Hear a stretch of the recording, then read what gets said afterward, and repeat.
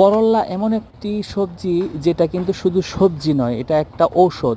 বাগান করছেন অথচ করল্লা করেন নাই, কেন করল্লা করবেন? করল্লায় রয়েছে অ্যান্টি ইনফ্লামেটরি, যা মানুষের 30-35 বয়সের বেশি হলে মানুষের শরীরে এক ধরনের ফ্যাট জন্মে।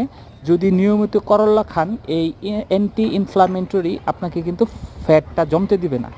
আপনার শরীরে যে ফ্যাটটা জমে, এই ফ্যাটটা জমার জন্য যে রসদ বা যে ধরনের কোষ তৈরি করে, এই করল্লা কিন্তু এই ধরনের কোষকে তারা তৈরি করতে দেয় না।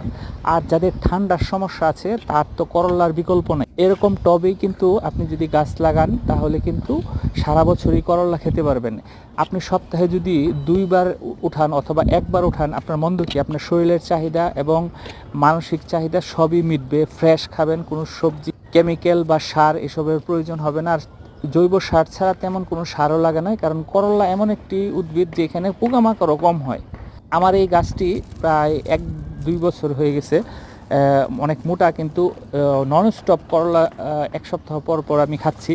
এবং একটা টবই, এটার মধ্যে ধরেন প্রায় সারা বছরই করল্লা হয়। আপনি এখন যা উদ্ভিদ আছে প্রায় সারা 12 মাসই হয়। আপনি যদি করতে পারেন, এখানে বীজ থেকেই কিন্তু গাছ হয়ে যাচ্ছে। আপনি লাল বীজটা যখন এরকম হয়, এটা কিন্তু অনেক সময় উঠাইতে ভুলে যায় বা ব্যস্ততার কারণে ওঠানো, এরকম গাছ হয়ে যায়। আপনি ইচ্ছা করলে আরও টব বাড়াইতে পারেন।